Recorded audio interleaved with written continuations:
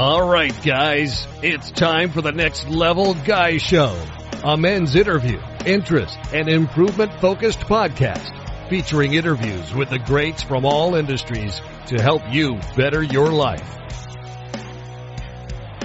Each week, a new episode features an interview with one of the greats, covering all aspects of their story, from life hacks to tips and protocols that have allowed them to live life on the next level. We then highlight concrete action steps that you can use to improve your life. And now, your host, Ian Dawson Mackay.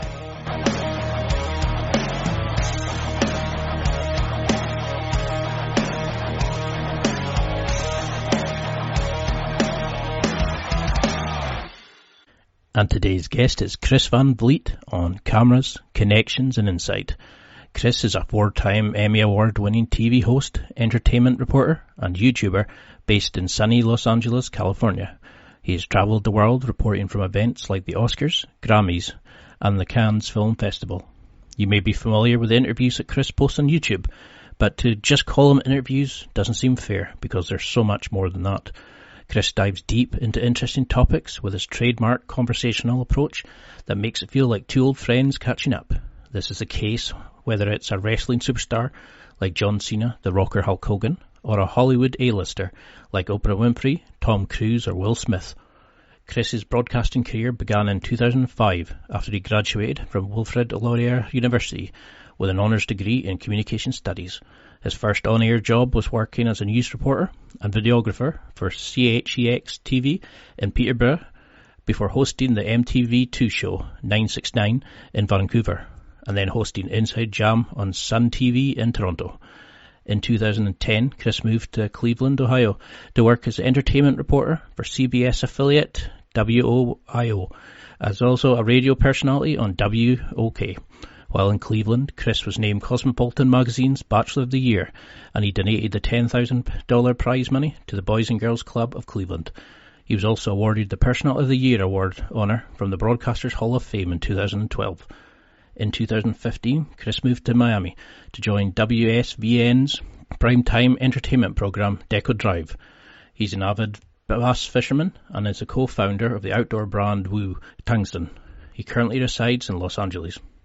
And in this interview, we discuss how to connect with a guest, having deep interviews using authenticity, building a community, using insight to change your life, and so much more. And now, let's get to the interview. Thank you so much for coming on. To say I'm a fan of yours is an understatement. I'm almost a stalker. I've watched so many of your videos recently.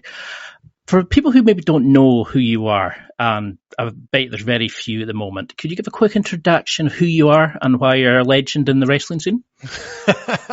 I wouldn't use those words myself, but first of all, thank you so much for having me on. It's a pleasure to be speaking with you. I've worked as a television host for most of my career, working in various different cities across Canada and the US. And I've always been a pro wrestling fan. So through working in television, I've had the incredible opportunity to interview some of the biggest stars in the world, but also some of the biggest stars in wrestling. And started putting those interviews on my YouTube channel, 10 years ago. And it's just kind of snowballed on itself. And one interview led to another, which led to a few dozen, which have now led to several hundred interviews. And yeah, I mean, I'm still hosting TV shows, but I also have a podcast and a YouTube channel where I'm interviewing people from all different walks of life, celebrities and actors and directors and comedians, but also a lot of wrestlers on there. And that's how I originally found you. I mean, I've been a closet wrestling fan now for about all my life. You know, even when it was not cool, I still watched it. What was it about wrestling that drew you in? Was there a particular storyline, a wrestler? What initially got that spike for you? Because, I mean, I loved The Undertaker, for example. Sure. Even through the American Badass dark years. And what was it that got you kind of pumped for it? What was it that drew you in when you were a kid? For me, it was the late 90s and the Attitude Era. And I was a teenager at that time. It was, what a dumb phrase, a teenager. Yeah, I was a teenager. I was in high school at that time. And I wasn't really a fan. I was aware of wrestling, but I wasn't really a fan. And one of my best friends, his name is Vince, we would do this crazy thing in the 90s called talking on the phone, So we would talk on the phone, almost every day. Wild, right? And then Monday at 9:00, our phone calls, boom, had to abruptly come to an end because Raw was on and he was a huge fan. And one Monday I went, yeah, you know what? I'll stay on the phone with you. We're not done talking about what we're going to talk about. And I stayed on with the phone with him and I just was sucked into Raw. And it was Austin McMahon and their big feud at the time. And I was just so drawn in. And I'm the type of person that when I'm passionate about something, I dive all the way in on it. Like, I don't go halfway. I dive all the way in. I don't check the temperature of the water. I'll check the depth of the water, just dive in. And that was the way I was with wrestling. And it was Austin McMahon and also The Rock. Huge Rock fan. And so captivated by the charisma that he had both in his matches and outside the ring as well. Because that's definitely something that comes across in your interviews. You interview almost like The Rock. You've got this energy, this passion, whereas other people are like, you've got this kind of real showmanship about it. But you initially got into, you used to try and mimic radio DJs as a child. Yeah. Do you think the showmanship from the wrestling and the emotion and the storylines, etc., as well as your love for that, was that what promoted the Chris that we see today and insight, of why you've been so successful, do you think? Yeah, I think that there's definitely some area where they kind of bleed over, but you're referencing like me pretending to be a radio DJ when I was 4 years old. I had a Fisher Price tape recorder and I pretended to be the radio DJs that I heard on the radio. And I fell in love with broadcasting at a very young age. And I knew it would be a long shot to try to work in radio or television, but I knew that I at least wanted to give myself that opportunity and, introduced that love of wrestling when I was 15, 16 years old, that huge passion for wrestling. And I realized that every wrestler, wherever you were on the card, had a certain charisma about them. I mean, whether it was The Rock's over the top, incredible charisma that he had, or someone like The Undertaker had a different kind of charisma, but everybody had this charisma that just leapt through the screen. And I realized that when you're a broadcaster, you're playing a version of yourself. You're still yourself. You're still Chris Van Vliet, but you're playing like an amped up version of yourself. And I think that there's a real marriage there to what wrestlers do. They're playing themselves, but they're playing themselves like turned up to 11. And I realized very quickly in my broadcasting career that as excited as you think you might be, or as charismatic as you think you might be being on camera, the camera like flattens it a lot. And I just knew that like I had to kind of like bring that out of myself every time the red light was on, whether that was on the radio or whether that was on TV. Because I was recently at the Arnold's Fitness show, and one of the guys speaking was Flex Wheeler, and he's a famous bodybuilder, and he was talking about how he used to be terrified of going up on stage. So he used to have this like egocentric, I'm the best in the world kind of persona, because it was the only thing that made him get up there to show off and to go on the stage. So everybody kind of hated him, but he said if they knew how he really felt, that was it. How did you start finding this persona? Because that was going to be one of my questions is, do you dial up your Chris? It is a louder Chris that we would see in everyday life. But how would you advise people listening who are interested, to find their inner, I want to say inner Chris, but that sounds wrong, our inner persona? How would we find this? I think it's so important to watch your stuff back.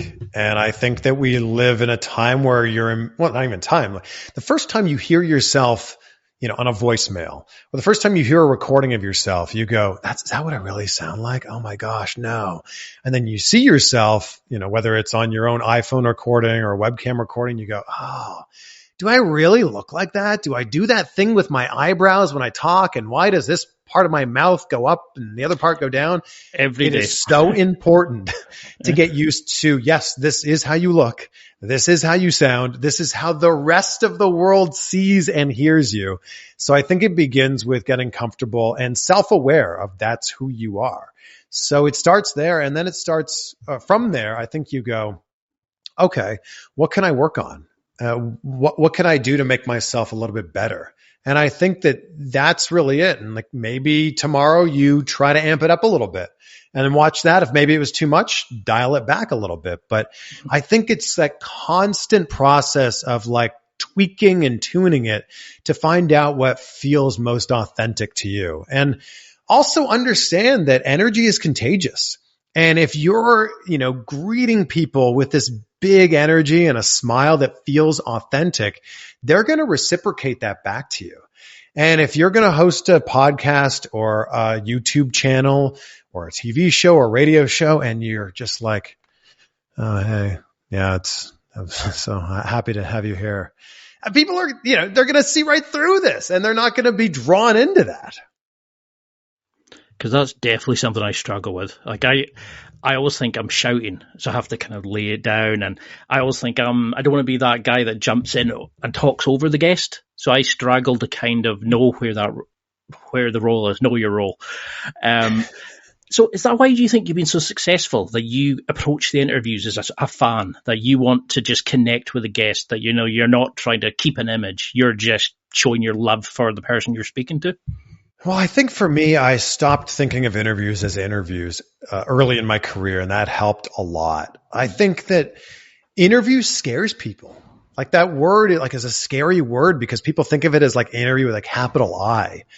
And I just want to have a conversation with people. And some of the people that I looked up to early on in my career were the best at having just conversations with people and not trying to make it like a Q&A. So I think for me, it was twofold. One, trying to make it as authentic as a conversation as possible.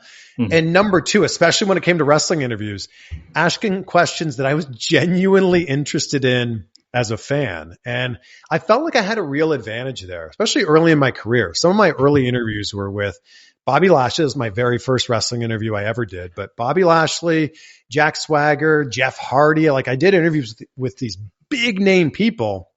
And oftentimes when they were doing the promo work on TV or like promotional tours on TV, they were just talking about Raw being in town or SmackDown being in town or Impact Wrestling being in town. And I was like, yeah, it's great. Raw is in town tomorrow night. Tickets start at $20. Great. Anyway, Jeff Hardy, tell me about this match that happened 15 years ago that I've always wanted to know the answer to. Yep. And the cool thing is you see their eyes light up. They're like, oh, you're a fan. You're a fan. Like I'm a fan of this. And they want to dive into this story and tell you the ins and outs of this. And I think that that's what really helped me was finding this common ground with these people and building a rapport with them. Because it's something that I hated when I first started. I'd be interviewing Jay Cutler or I'd be interviewing Gary Vaynerchuk or whoever it was, and you get the same interview 5 or 6 times. You could just change the podcast name at the top. Sure. And I was thinking, we need more. I want to know what, dive into that, find out about that. And that's why I quite like your style, where you find out things you don't know, or, you push past the normal, oh, you're in town. What do you think of your upcoming match? Yeah. And you see, unfortunately, everybody seems to follow this template of how an interview should run. And I quite like that way of looking at it as a chat, a conversation, rather than I'm going to ask you questions and you have to sit and pretend it's a job kind of thing. So you've interviewed some amazing people like Oprah Winfrey, The Rock. How do you build that bond with them? How do you because every interview, I was laughing at how relaxed you are. You're getting them to do their catchphrases. You're getting chopped by people. You're doing all these amazing things, and you get them to come out their shell and be genuine people. How do you find that, rather than get them to break out the character they're portraying and be real? And instead of getting these sort of fluff pieces like other people get, you get these deep level interviews. Is it just your personality, do you think, or is there a way that you worked on this? Oh, that's very kind of you to say. And thank you for that, Ian. I think for me, it's just trying to build that rapport and understanding that the interview begins, if it's a Zoom interview like this, the interview begins when the Zoom window opens, not when the red light gets pushed. Mm-hmm. And when it's an in-person interview, it begins the second you walk into that room, not the second they say, okay, we're rolling, go ahead.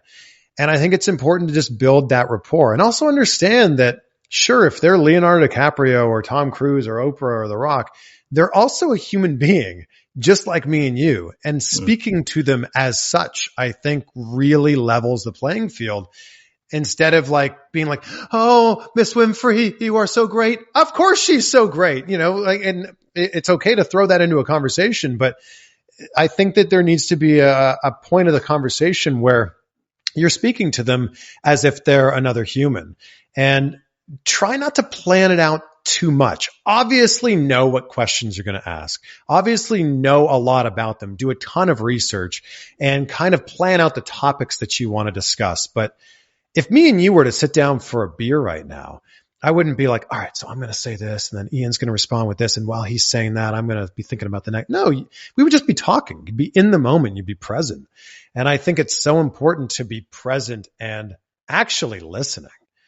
Larry King said it best, and I love this quote. He says, I never learned anything by talking. And I'm always so grateful when I see these comments on my YouTube channel where people are like, oh my gosh, he actually like lets them answer the question. It's like, yes, like I'm hyper aware that nobody is listening to my podcast and nobody's going to my YouTube channel because of me. Maybe they're staying now because they enjoy the interviews that I've had, but no one's coming there because they're like, oh yeah, well, I want to see Chris. They're there for who the guests are. That's where I look at it. It's like, I'm just asking questions. You're you're the star. You're the person people come to listen to. And it's that moment of like, you see the guest about to say something and really expand on it. And the interviewer cuts them off because it's like Joe Rogan. He needs to get his point across. Whereas you want to say, hey, pipe down, let's let so-and-so speak. And it definitely does come across that you are genuinely interested in what the person's saying. And I think that's the beauty of it, is you're not looking at them as on a pedestal. You're looking at them as just human beings. Like when I interviewed Mark Smelly Bell, big powerlifter, he was I never get a chance to bigger, speak stronger, about faster.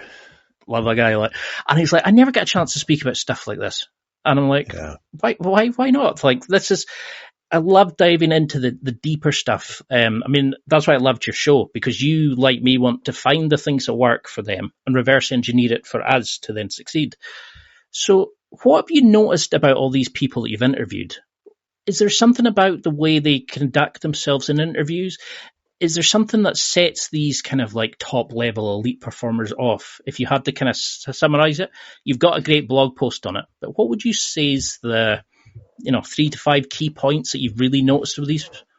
Yeah. So look, I approach all of my conversations and all my podcast episodes really just with a genuine curiosity. Like, I want to find out what makes those people tick, because so often in life, we just see the finished product. We just see Tom Brady on the field winning 7 Super Bowls, or we just see Denzel Washington winning an Oscar or something like that. We don't see the whole process that leads to that. And in this era of social media, it's so easy to go, oh, well, they got lucky. And that's not the case. The harder you work, the luckier you get. I love that phrase. And I think that oftentimes people don't see the hard work. And I think that that's number one. That's the number one thing that all of these high achievers, whether you're an entrepreneur, an actor, a celebrity, comedian, wrestler, athlete, whatever it is, they all have in common is a ton of hard work. And also a very specific goal of what they're heading towards. They're not going, yeah, it'd be pretty cool if I was an actor one day. They make their identity, I am an actor. Maybe they haven't even started anything yet. Maybe they haven't even acted in anything yet, but they tell themselves, I am an actor. And that becomes their identity. In the same way that when you talk to a wrestler, they go, I told people from age 9 I was going to be a pro wrestler, and everybody laughed at me. And that becomes your identity. That becomes the goal that you're driving towards. So I think that that's a really important thing. And I think another really big one is just a constant ability to want to learn.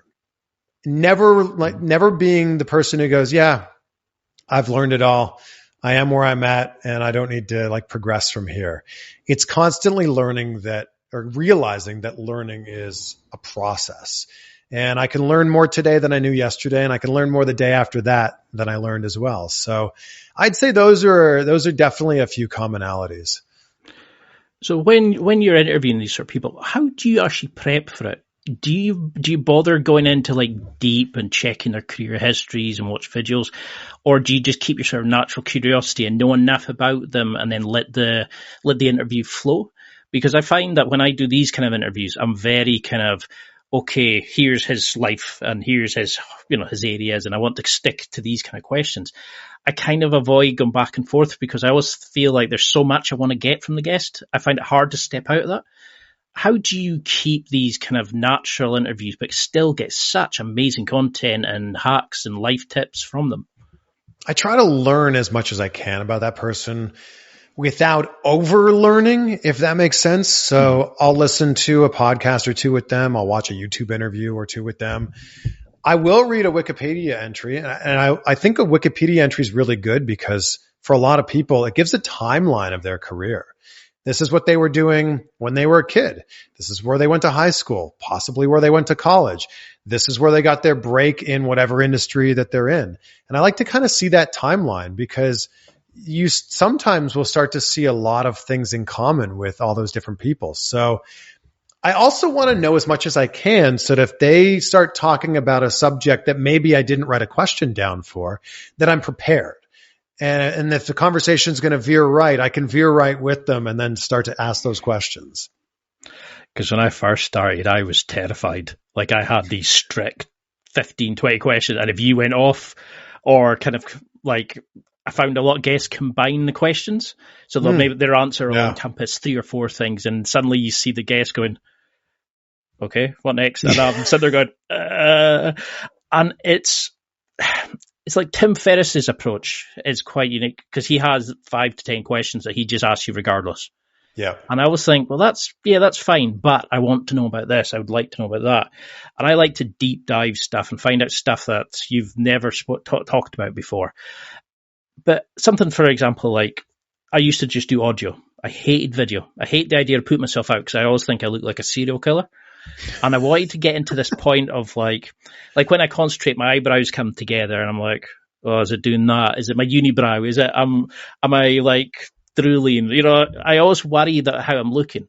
How did you overcome that fear of coming on camera? Because you look amazing. Style, you're always got your suits on, your styling and profiling, you're booted up, your sock game's immense.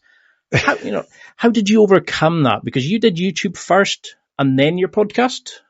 Yeah. And the podcast kind of was, it was an afterthought at first. Like I didn't want to take people away from the YouTube channel because the YouTube channel was gaining quite a bit of momentum at that time. And I didn't want to take even 5 viewers away that would become listeners on the podcast. And then I very quickly realized that they're 2 completely separate audiences. So, I mean, in all reality, it was radio first, then it was TV, then it was a mixture of TV and radio, then it was YouTube, and then it was the podcast. Like that was kind of the progression of things. And it really just goes back to what I was saying earlier. It's getting comfortable with the broadcast version of yourself. It's getting comfortable that like, I know who I am, Chris, as a person, but what does Chris look like when he's on camera? And I don't mean to talk about it in a third person, but it almost is that way. It almost is a third person. It almost is a character because we so rarely see that representation of ourselves because we live our own life, we live what we see through our eyeballs rather than what people are actually seeing of us. So it was having that self-awareness of many, many months into years of watching yourself on TV. And I'd say it was me being on TV every day or every weekday for a good 1.5 to 2 years till I started to go, oh, okay. Yeah, that's me. I figured it out. I figured out like this version of me, but it's just doing it. It's just getting those reps in. And I think that would be not unlike a baseball player just taking a bunch of swings or a football player, throwing the ball a bunch. Or a wrestler just having a bunch of matches and watching them back. And I think it's just a matter of putting in that time. So do you find that you change your style when you're, doing television compared to like your podcast or, do you have like a set way of approaching an interview? each time? Do you have like a mantra? Do you feel the nerves now? Or do you just get to a point where it becomes like having a camera in your face is second nature? If you do feel nervous, have you got a way, like a ritual where you can kind of recenter yourself to get ready for the Chris at 11 that's about to come out in an interview? I'll say that podcasting has really changed my interview style a lot because it's a free-flowing conversation. You've got 45 minutes, an hour, however long that conversation ends up being, and you can really dive deep into some subjects like you brought up. A lot of the celebrity interviews I was doing were red carpet interviews, 90 seconds, one or two questions, or a junket style interview, which we've all seen those interviews where you're in a hotel room, they sit in one chair, you sit in another chair, and they're doing 40, 50 interviews a day. They're 4 minutes long. So the person that went in before you got 4 minutes, you're getting 4 minutes, and then there's going to be 46 other people after you that are going to do 4-minute interviews. So those interviews, you really had to kind of get to the point a little quicker, but still try to build a rapport. So I kind of look at it, Marshall McLuhan famously said the medium is the message. And I think that that's so true. The medium of podcasting is pretty different than the medium of radio or the medium of YouTube or the medium of television. And I think it's important to know that going into it and also know what you're trying to get out of it. And yeah, before a big interview, I still get nervous, definitely, especially when you're on a red carpet and someone like The Rock is walking down the red carpet, your palms start to get a little bit sweaty. And it's not because you're about to talk to The Rock. It's because of, what's tied into this moment. Maybe you've only got 90 seconds, 2 minutes to have a conversation with him. And you feel the pressure of, I want this to be good. I want this to be so good. And I want to get something out of it that is usable, especially for the TV segment that we're creating here. So you're kind of putting the pressure on yourself, but then you're in the moment and you just kind of realize we're just two humans sharing an interaction right now. And I'm going to try to make this as memorable for me and for that person and also for the audience as possible. Yeah, I mean, that definitely hit home because a lot of times when I was first starting, I was afraid to ask the questions about things where I knew we could go into like a deep, dark place, which could get amazing content, but I was afraid of rocking the boat. And now I'm kind of, I put too much pressure on myself. Like I listen to heaps of your interviews, heaps of like your own videos, and I always think in my head, am I asking the right question? No, that's not how I wanted to ask it.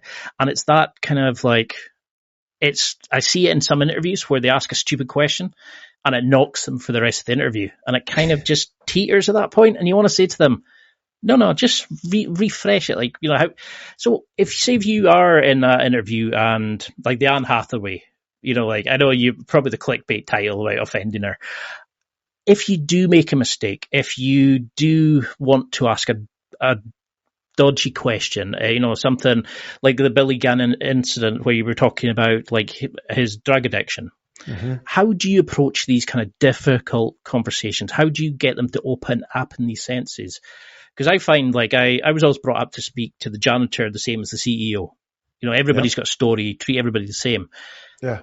Why do you think some people stay at that level and never want to go into the darker places where we find out the true person, the true struggle, what makes them them? I think when I'm approaching an interview and there's a difficult topic that may be broached, I usually talk to them beforehand. Or if it's something I didn't talk to them about beforehand, like that Billy Gunn interview, for example, he just brought it up. And I wasn't even really thinking we would talk about it. And then when he brought it up, I said, well, let's, kind of continue down this path. With the Anne Hathaway interview, for example, I wasn't trying to make a clickbait title. I wasn't trying to ask an embarrassing question. I was trying to ask a fitness question, and I just didn't phrase it well. I wanted to ask her about Catwoman. I wanted to ask her about these photos of the suit. I just wanted to talk about Batman because I'm a huge Christopher Nolan fan, and I wanted to just ask her about The Dark Knight Rises and just learn something about that. And I didn't really think about the question in advance. And then just in the moment, I asked the question that I asked. And it's really been funny. That was almost 10 years ago. It's been really funny seeing the reaction from a lot of people. Like, how dare you ask a woman about her weight? Yep. And the reality is actors talk about this all the time.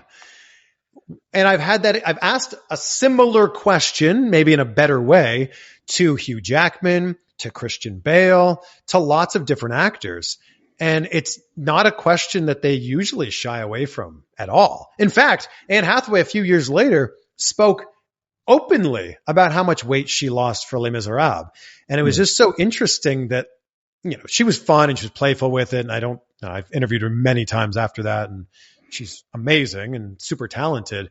But it was funny, the reaction online. And I think it actually says more about those people than it does about me or Anne Hathaway. Like, if that's the thing that they're drawn to, if that's the immediate reaction, visceral reaction that some people have, and I'll say it's probably a minority of people, but if that's the visceral reaction that they have, I think it says more about them than it does about me or Anne or the industry as a whole. Because I was enjoying the whole interview, and when people are like, "Oh, he couldn't ask that," and I was like, "Why not? It's an interesting question. How did you transform from A to B to get ready for that role to play the character?" And it's like you're saying, you ask Hugh Jackman, he'll tell you about his getting up at 3:00 in the morning to drink his protein shakes and working out and his cheat meals and stuff like that. Mm-hmm. And it's like society's dictated what you're allowed to talk about and what you're not allowed to talk about. And we need to have like fluff pieces, just enough to keep you happy and interested for the film, but not enough to say to the guy, how did you overcome your alcoholism? Robert Downey Jr., I would love to speak to him about how he got himself out of his deep depression to become the guy that we see today. But it's almost like we're kind of like, no, we're not allowed to talk about pasts. We're not allowed to talk about how you became the person you are now. And I think that's the great thing about your show is you come across as a fan, you come across as somebody who genuinely cares, who you just seem to get them to open up. And why do you think you've been so successful compared to how everybody can start a podcast now with their phone? Sure. How do you think you've managed to build this amazing sort of volume of work and open so many doors? I've been very fortunate to have the broadcasting background behind me, which I think opened a lot of doors first. So early on in my career, the Oprah interview was 3 years into my career, and I think that I was covering the Toronto International Film Festival when I was 25 and 26 years old. And I think that having those experiences prepared me for everything that happened after that. And I always say, and I'm sure people are sick of me saying it, but the best thing about podcasting is anyone can start a podcast. And the worst thing about podcasting is anyone can start a podcast. Yep. And I think that if you are someone who doesn't have a background in broadcasting, you want to start a podcast, amazing. Yes. Congratulations. That's what the whole point of podcasting is. That's why the platform exists. But I think it's important to go into it with an intention. What are you doing with your podcast? Is this just a hobby? Is this something you're trying to make a job or a business? And I think it's important to know that. And for me, interviewing has always been a part of my job. It's always been a part of a business for me. And I think that that's been a real thing in me because I've always approached it like that. So to answer the first part of your question, how have I got people to open up? I don't really know, to be honest. I listen. I think I listen, and I'm empathetic if someone says something that is, I don't know, that's taking them down that path. And I think that that's an important thing, is listening, because the conversation, again, is not about me at all. Because it's definitely something I kind of struggled with. I was already thinking of the next question before, say somebody would be finishing an answer. And there's times maybe they've left themselves open to say, if you want to know about it, ask again. And I find it difficult sometimes not to revert to the script. And I find that's why I think your interviews are so refreshing, because you just kind of give them the opportunity to open up and to move it along. And you have this amazing way of being very empathetic, very humble. You let the other person dictate the interview. Is that the kind of advice you would give to, sort of budding people who want to start up get into the industry, start their own podcasts? listen to the guest, to be empathetic, to kind of approach it from a fan point of view? What advice would you give to kids trying to get into the industry? Just treat it as a conversation. Well, number one, start. That's the most important thing. Start.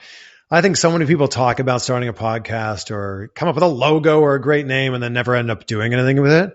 So I think the most important thing you need to do is start. And then number two, once you have started, be consistent with it. Put out a show every Tuesday or every Tuesday and Thursday or whatever it happens to be, but don't start and then do it when you feel like doing it. Like, do it and then stick to it. And then, if it's going to be an interview show, don't treat them as interviews. Treat them as just two people that are having a conversation with each other. And I think that that's a really important thing. And swing for the fences. I learned from a really good friend of mine, Jake Hamilton, who has a YouTube channel. You can look him up, Jake Hamilton. He gets the most incredible and also genuine interactions with every celebrity. And I learned early on by watching him kind of from afar, not even asking him, just kind of watching from afar and being a silent observer, that he would swing for the fences. He would ask for some pretty big things or ask pretty big questions. And if it fell flat or didn't work out, he would just edit that part out of the interview and nobody would ever have to know about it. But if it worked out, my goodness, you had an incredible moment. Like, I'll give you a perfect example. He interviewed Morgan Freeman. Morgan Freeman has an amazing voice, one of the greatest voices of our time. So Jake, I can't even believe he was able to pull this off. Jake goes, you have this great voice. You are a legend. I wrote out my eulogy, and I want to be able to say to my kids one day or my grandkids one day when I pass away that Morgan Freeman can read my eulogy at my funeral one day. So I wrote this out. Would you mind reading this? And Morgan Freeman starts reading a eulogy for my friend Jake, like, Jake Hamilton, what a great guy he was. And I'm like, oh my gosh. And if Morgan Freeman went, no, that's stupid, I'm not doing that, Jake would have went, oh, yeah, no worries. But I thought I'd ask, it's always something I've thought about, thought I'd ask. He actually went for it and it happened. And then the moment's magic.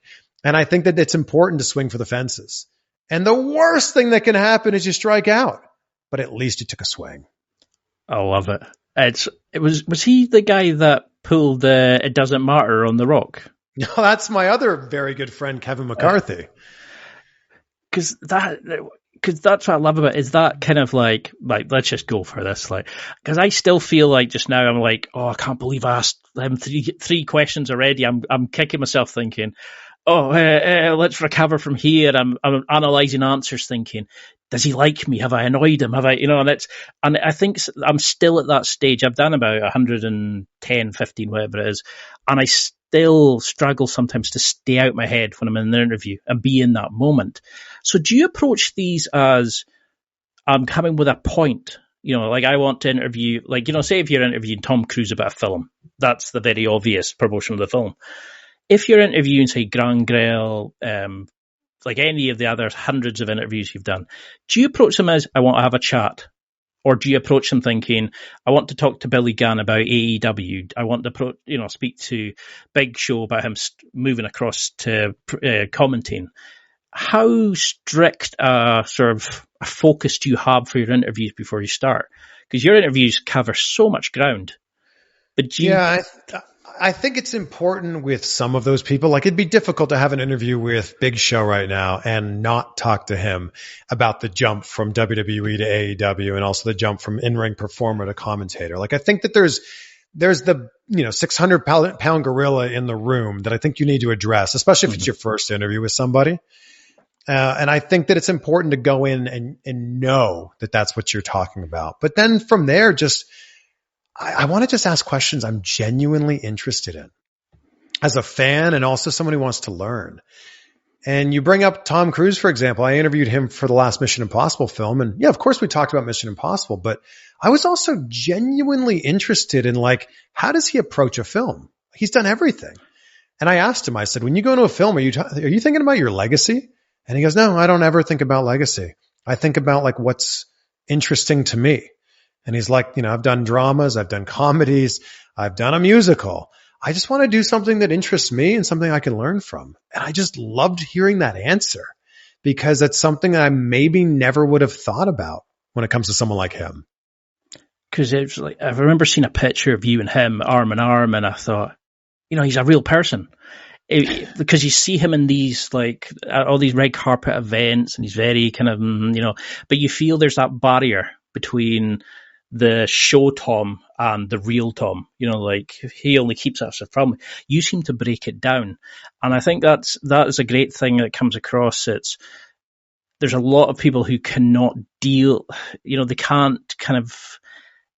They can't really connect with that person. They're not asking from a guest, like they're not scratching their own itch. Like when I do these things, I want to become a better interviewer. So I'm asking one of the greatest interviewers I've found, yourself, how to do these things.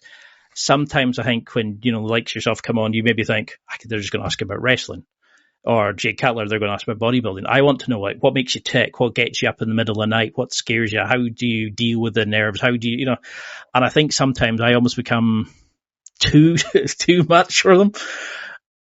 Do you struggle with that at all? Have you had any episodes where you've kind of gone, oh, I better back off here? And, how did you deal with that kind of over energy in an interview? Yeah, I never want it to be too self-serving. And I've definitely caught myself at times during interviews where I say, I don't want to dive too deep down the rabbit hole here, but let me ask you about this.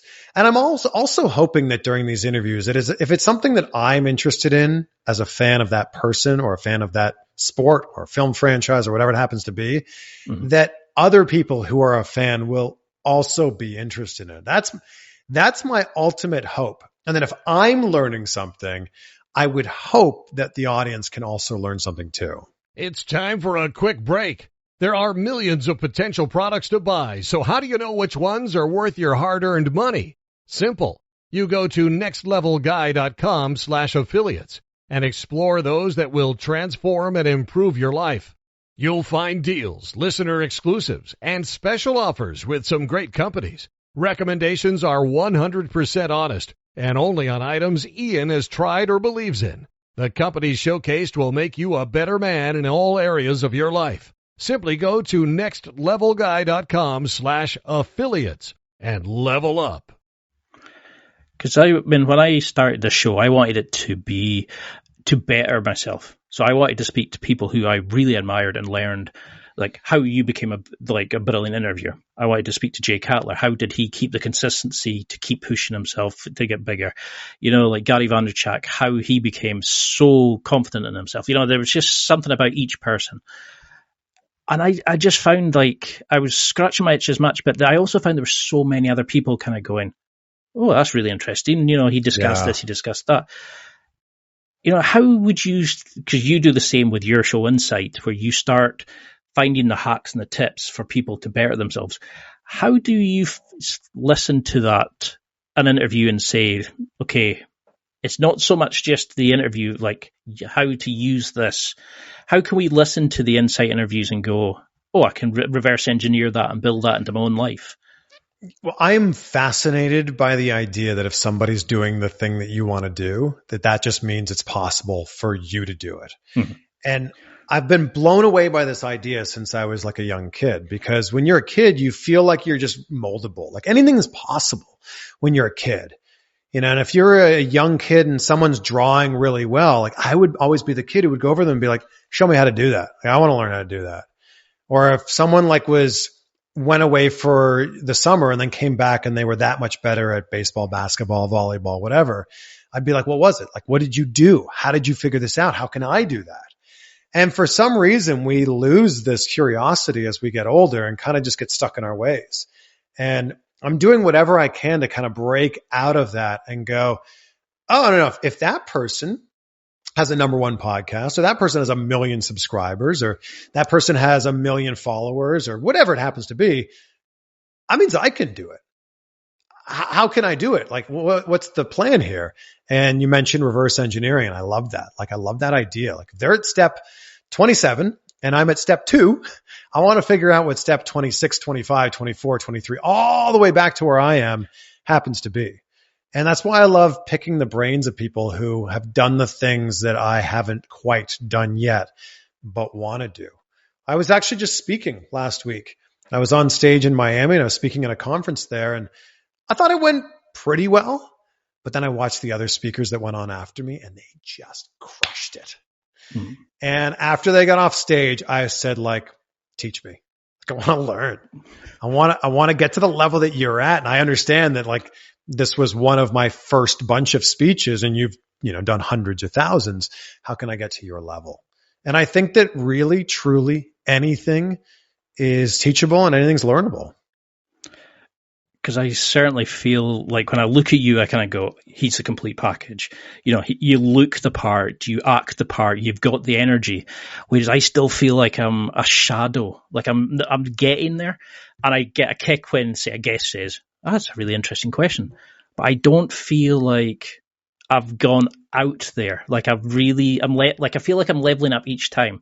And just now I'm still in my head going, oh, that's a stupid question. Don't do that. Have that. How do you find that, like, while you're doing this? How do you kind of go and ask somebody for help? Like, what advice would you give to me, for example, for improving the show? Is it to just let myself go more? Because I have 115 interviews, all really big names, majority of them, like some world-class names. But people aren't coming back. They're listening to the episode, and then maybe a few come back here and there. You've got this community that adore you. They love your style. They talk about you in your reviews, not just the guests. How do we build a community, a tribe, rather than just people who want to come and listen to who you're interviewing? I think it really begins with authenticity. I think it begins with being authentic to who you are and not trying to be something that you're not.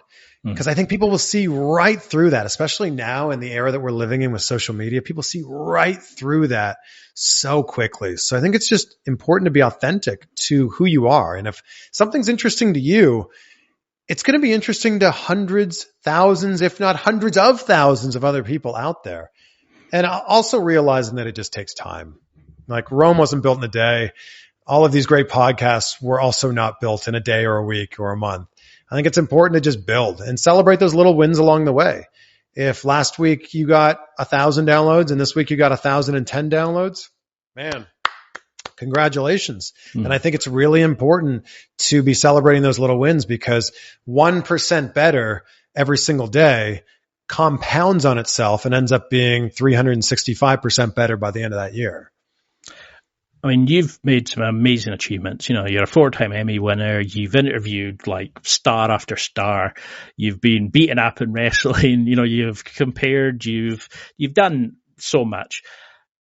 But you also open up in your social media about, like your hiking, your prep work, your love of fishing. You let everybody see your whole sort of character. And you've talked about vague goals make vague results. Is that your time to sort of like use the fishing to meditate, to kind of calm and relax from there? Do you find like there's other habits like visualization, journaling? Is there anything you do away from it to kind of, to recenter, recalibrate, to kind of get you ready for the next globe trek, off to interview an A-list celebrity? How do you reset after these amazing interviews? To keep it's definitely not fishing. I'll tell you that much. Yeah. Fishing is very much like it's a passion of mine and has been since a very young age. I treat fishing like fishing is a sport, but I treat it like it's a sport. I'm very competitive. I've fished in bass tournaments since I was 14 years old. So I probably put more pressure on myself fishing than I do with anything in my career. But for me to reset or anything like that, I think it's to be present in the moment. And I think it's important to assess the situation we have. Like you and I are speaking right now in this very moment. And I want to be 100% here and present for this. And then when this is done, I'll be 100% present in the thing that comes after that. And I think a lot of that just starts with gratitude and focusing on the things that you do have rather than focusing on the things that you don't have. And it's okay. It's okay to, like I mentioned earlier, to like look at somebody else that's doing the thing that you want to do and want that. But it's so important to be grateful for what you do have, because when you focus on what you don't have, it just puts you in a negative mind space. So I actually do meditate. Fishing is not meditation for me. Hiking's not meditation. Hiking is really just a chance for me. Look, I live in California. There's some of the greatest trails in the country, like 10 minutes from where I live here.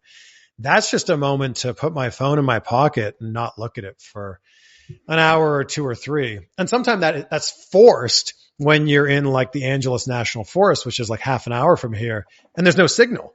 So you're forced to just take a break and to be present in that moment and to appreciate it. That's also what working out is for me. And I very much have a routine where I work out 5 or 6 days a week. I read every single day. And I think it's those little things that kind of anchor you. The Rock talks about how the gym is his anchor. Everything else in the world could be crazy and going 100 miles an hour, but the gym is always going to be there and always going to humble you too. Because I've listened to a few interviews with like big names, hosts, and they'll go, and they'll talk about something amazing, and you go, well, how did they juggle that? How did they deal with that pressure? And they'll go, okay, next subject. And you're like, no, let's go back into that. And I think that's the great thing about it is like you show that you work out, you show that you do this, and this.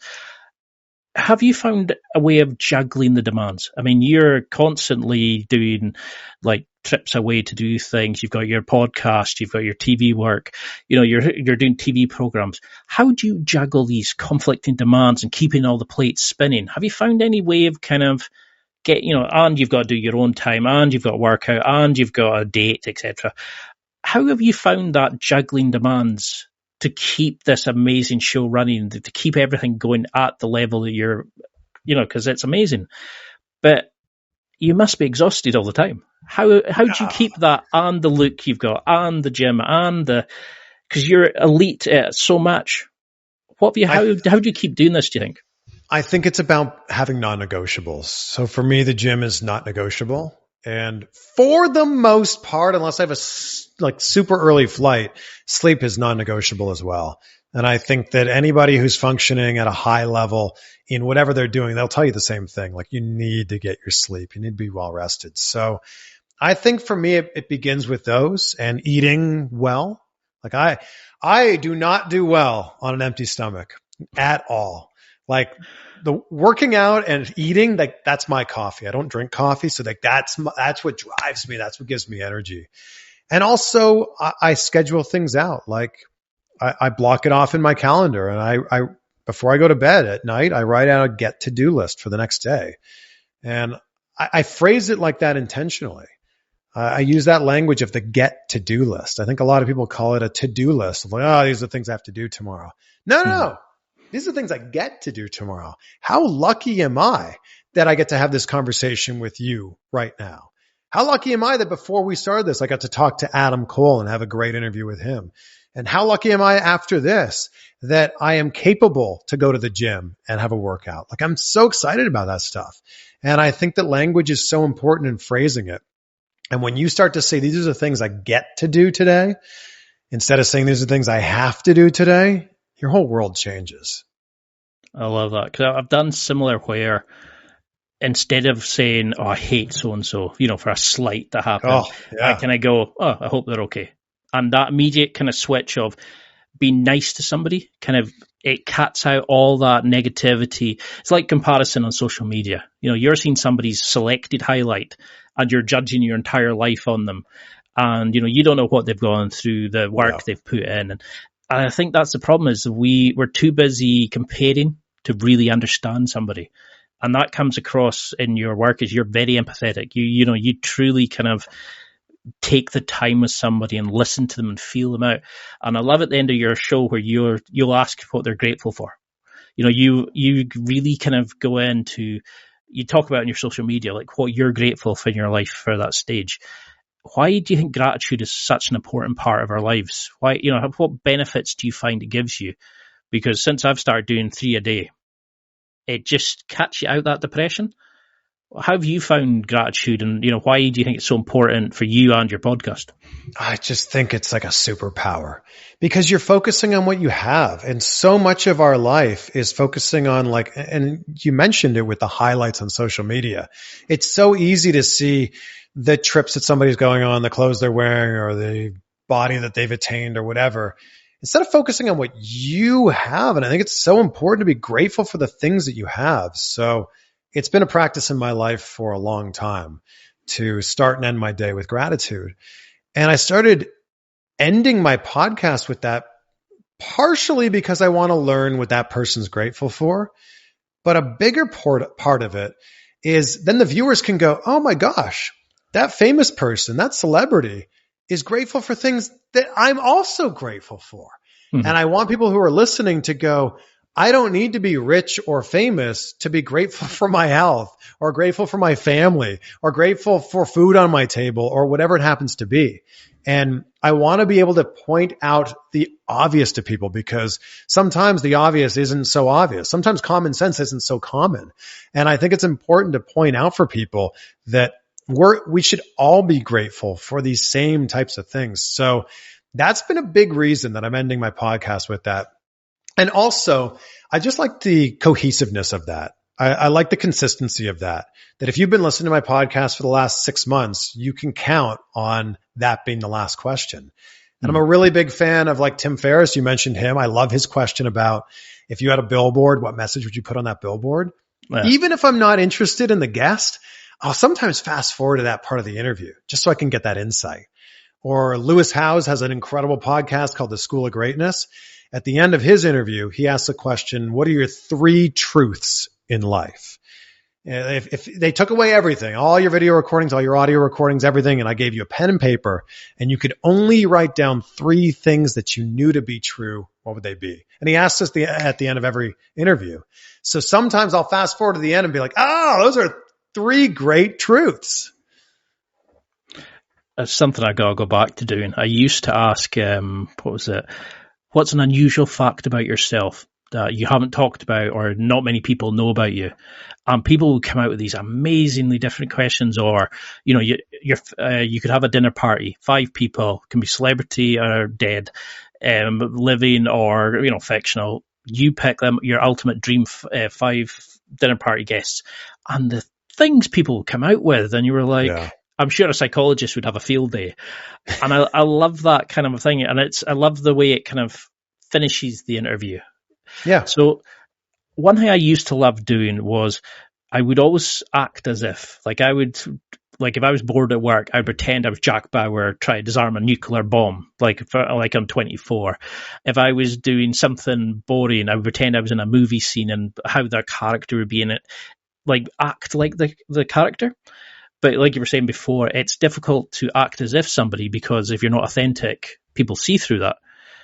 Do you think your advice of, what's the worst that could happen is a better way of doing it? What was the worst that could happen if I threw myself out there and started a podcast? If I was more myself than I'd be with friends and be out there on my podcast? Is what's the worst that could happen a better way of dealing with these things than act as if, do you think? That, yeah. Or also what are you waiting for? What the F are you waiting for? What's standing, but yeah, that, and then I really spoke from my heart in that one. What's the thing that's standing between you and the life that you want to live? And the answer is you. And I think that the sooner you can come to that realization, the sooner you can start living that life. And I made a short video that's the main video when you click on my YouTube channel, where I end it by saying, what do you I swim with sharks and I swim with alligators and I do all this fun stuff. And some of it's, pretty scary. And then at the end, I said, what are you waiting for? Seriously, what is it that you're waiting for? And I think a lot of people don't actually ask that question of themselves. What are you waiting for? What's the thing that's standing between you and that thing? A lot of people have never asked themselves that question. They just go, well, I could never dance. I'm just not that type of person. I could never learn another language. I don't have the time. And the answer again is, if somebody else has done that thing, you also can do that thing. It's just you don't want to. And then you got to ask yourself, why don't you want to? Why aren't you pushing yourself to do that thing? I could never lose weight. That's just I've tried and it just doesn't work for me. No, you need to try in a different way. And I think it's important to figure that out. If it's important to you, you're going to find a way. And if it's not, you're going to find an excuse. And I think that links back brilliantly to your vague goals gets vague results. You actually need to write it out. You can't just be a jiu-jitsu, somebody who trains jiu-jitsu. If you want to win a tournament, you have to be a jiu-jitsu athlete or competitor. Yes. And it's like you're saying, you have to treat this as a way of making it like a business or a brand rather than I ran a podcast. And I spent far too long not doing that. I spent far too long being I'm just doing an interview tonight. Now it's kind of like I need to showcase off the brand. I need to be talked about. I need to come out of my shell more. I want to look back at how I used to do it compared to now, and I'm slowly getting better. And now when I look at your stuff, I go, that's what I want. I want these kind of goals. I want to have the 1,000 YouTube followers on this. I want to have this 100,000 here.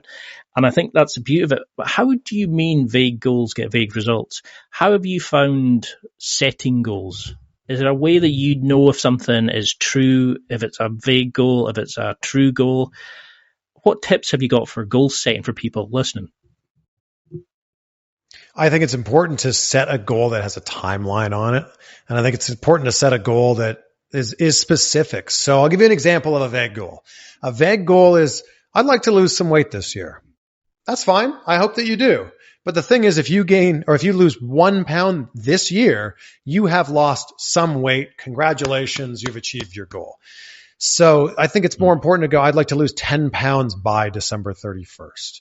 Or I'd like to I'd like to get 1,000 subscribers on my YouTube channel by July 15th or something like that.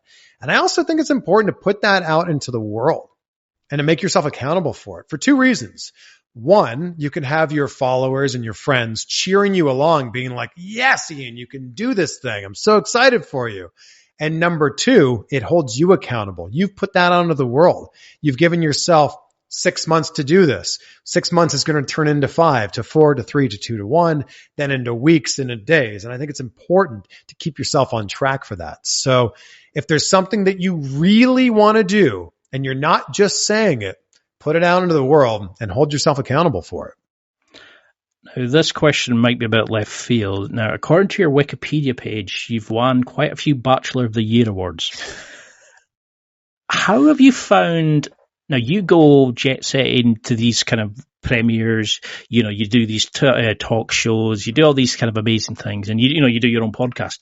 How have you found things like dating, family commitments? How do you juggle the normal side of this, making sure even that you've got groceries in when you're coming back from like a long-term flight? And how do you keep normal relationships going and a normal life while away from the amazing things that you're doing as a day-to-day job? Have you found ways to juggle it? Normal life is most of our lives, right? Like even if you're on a red carpet or flying or you're doing interviews or you're hosting shows or whatever, the majority of your life is still like a normal life. And I've always had great communication, or at least tried to have great communication with my friends. I'm a big texter. Same with when I'm in a relationship. I like to keep the communication lines like very open. And I think that that's a really important thing to approach in any sort of relationship, whether that's a romantic relationship, whether that's a job type of relationship, or whether that's you with your friends. I think communication is important, and it really all begins there. Because it's something I've struggled with. It's like, my brother runs websites, so he understands it. But my ex-partner, she couldn't figure it out. Like, what do you mean you're podcasting tonight? What do you mean I can't see you tonight because you're speaking to a bodybuilder or you're doing X, Y, Z? And it's difficult. And I think that's what you're saying is you approach being a fan and being empathetic and listening and asking things that really matter. It's like that in a relationship. If you're open and communicate, and I've seen that with friends who've started things that have become successful brands and stuff, they've kind of forgotten to be themselves with their family, with their friends, and it's almost like you forget that part of you. And so what advice would you give to anybody listening then if, say in 6 months, you were going to meet them again?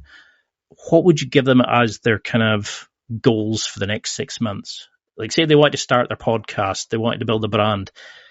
Is there something that you could give them as a kind of, right, this is what I want to see you in the next 6 months, 3 to 6 months? I would say it begins with asking yourself why you want to do it. And then answering that question will then determine how you should approach it. If you want to build a brand, I'll put that in quotations because I don't really know how exactly you do it other than just being authentic. But I think that if you want to build a brand, ask yourself why you want to do that. And that answer will determine how you approach it. But I think the most important thing is just starting, like just actually putting one foot in front of the other and actually beginning it. And if it's, some sort of a fitness goal, like a weight loss goal, or you want to run a marathon or something, start training like tomorrow morning, like wake up earlier and start doing it. I think it's important to shift up your routine too, because if you keep doing the same thing, you'll keep getting the same results. So I think it's important to like start with some sort of massive action and go from there. Because there's so much still that I would love to chat with you. And I know we're just over our time, and so I'm like, I feel disappointed because there's so much about you that I would love to go into, like brand building and talking about your podcast and talking about getting guests. And I would love to have you on again. But for those listening, what would you want them to take from this? If you had to give them a sort of a go home message, a wrap up message, because you've covered some amazing people, some top tips. Are there things, key pieces of advice, maybe like one to three that you would maybe give people listening to really remember from this? I think a really big thing you see with people like The Rock or Tom Cruise or Oprah or any of these people we've talked about today is they're still hungry. They don't rest on their laurels. They're still hungry for what's next. So I would say to be hungry. Whether that's just to take the first step in whatever you're doing, or it's take the next step in whatever it is you're doing. And if somebody else is doing that thing that you want to do, that means that you can do it as well. So I think it's important to figure that out and ask yourself why you want to do that. Why is it important to you to do that? And kind of take the steps from there. But I'd say that that's something I think I've kind of touched on a lot during this conversation, but that's a really important thing. Don't limit yourself.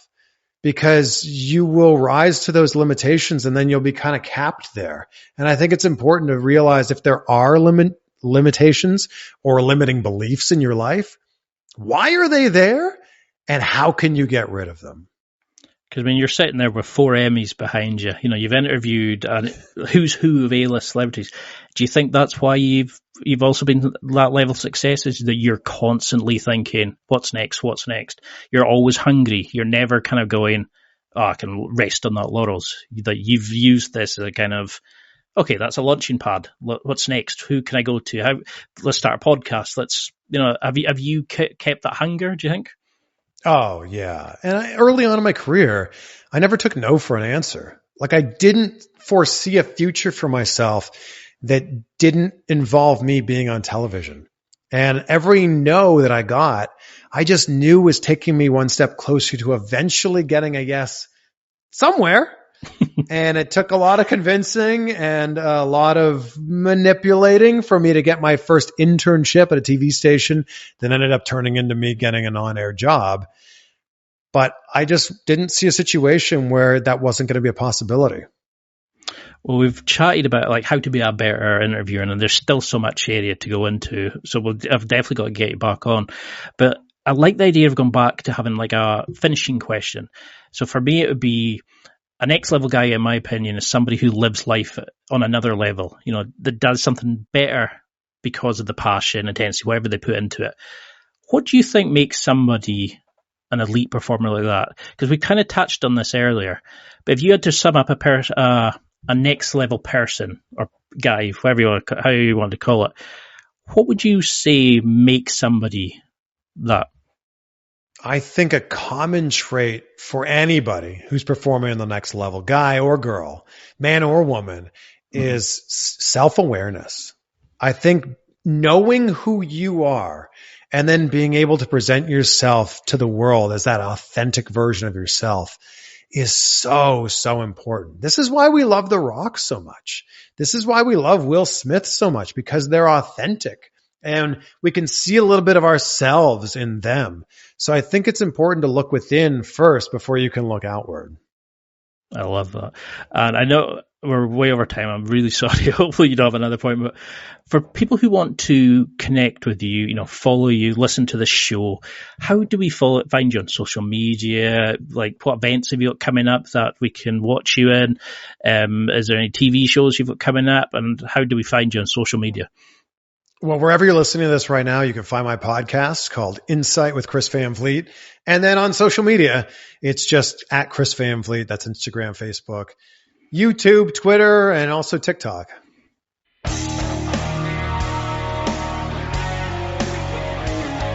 Well, that's it for another week. And thank you for listening. It's now time to take what you've learned and use it to develop and enhance your life with the key points mentioned. Listen, try it, embrace it, use it, and crush it. Now's your time to hit that next level in your life. If you liked this episode, then please leave a comment on the show notes or a review of the show on your podcast platform. Everything helps evolve the show. Until next week, keep seeking the next level in your life.